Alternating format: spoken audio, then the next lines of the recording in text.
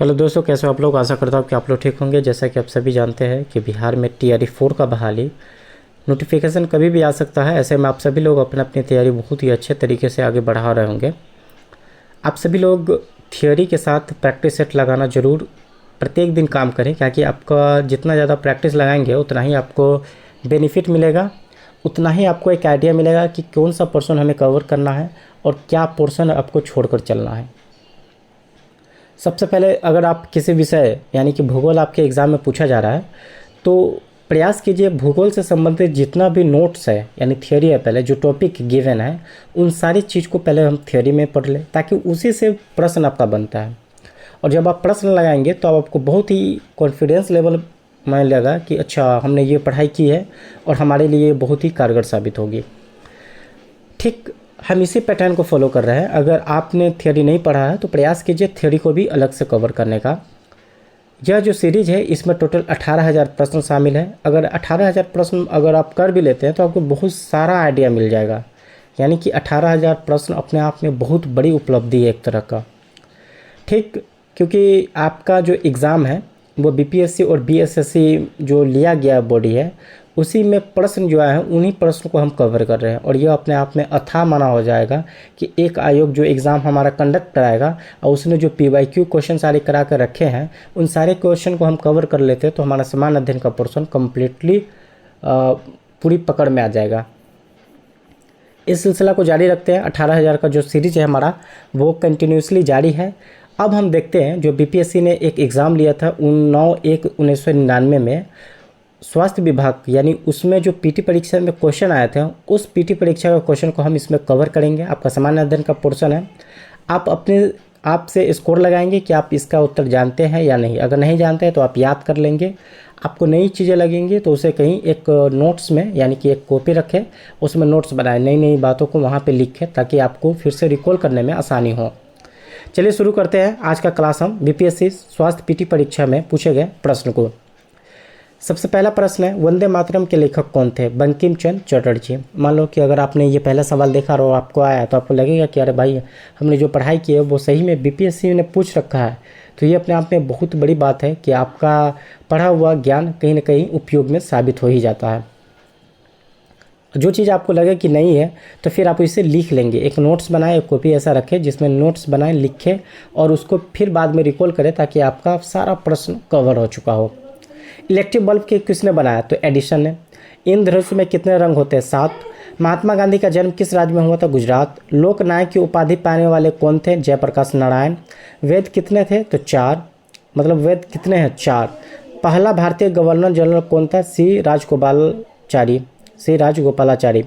समाचार पत्र किस सूची में आता है? समवर्ती सूची में। भारत का राष्ट्रीय पुष्प कौन है? कमल है। भारत का राष्ट्रीय पशु कौन है? बाघ। लोकसभा के सदस्यों की संख्या कितनी है? 545। राज्यसभा में मनोनीत सदस्यों की संख्या कितनी होती है? तो 12।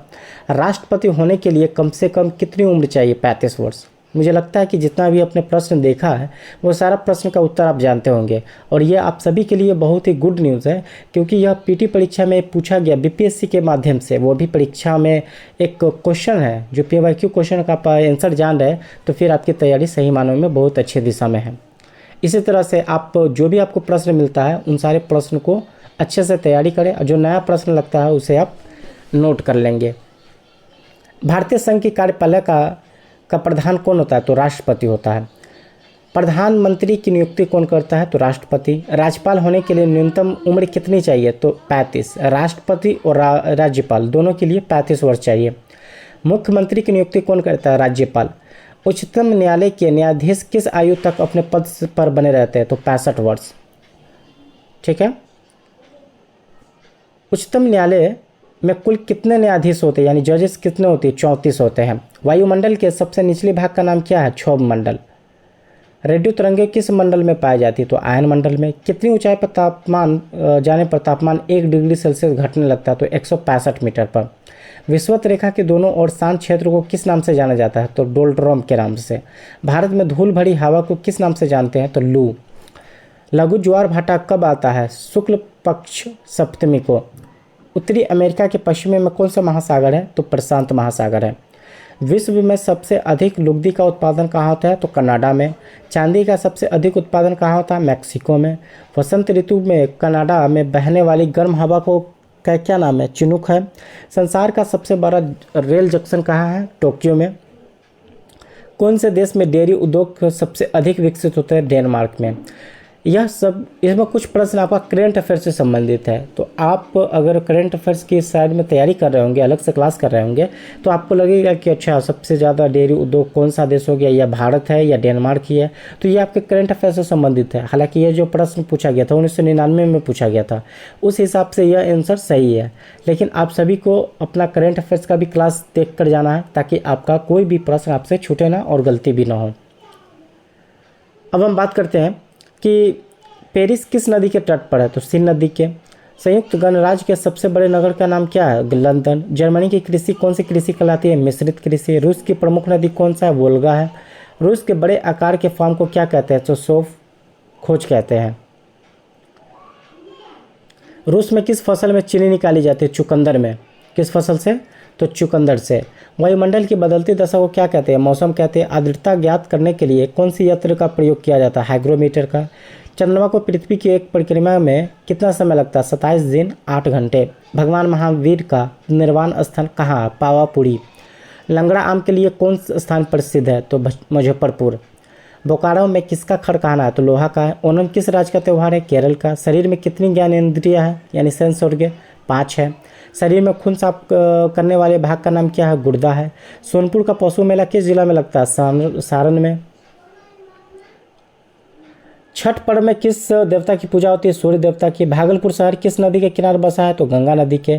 कोयला उत्पादन का सबसे बड़ा स्थान कहाँ है? झरिया में। झारखंड में खाद का सबसे बड़ा कारखाना कहाँ है? सिंदरी में। वॉलीबॉल खेल में प्रत्येक दल में कितने खिलाड़ी होते हैं? तो 6 खिलाड़ी होते हैं। वहीं क्रिकेट में 11 खिलाड़ी होते हैं। बिहारी बाबू किसे कहते हैं? शत्रुघ्न सिन्हा को। उत्तरी रेलवे का मुख्यालय कहाँ है? दिल्ली में। घर बनाने वाले को क्या कहते हैं? कुम्हार कहते हैं। पानी में के कुआं का आकार कैसा होता है? वृत्ताकार होता है। ऊनी किससे मिलता है? तो भेड़ से। शरीर का ताप किस थर्मामीटर से नापा जाता है? तो फ़ारेनहाइट से।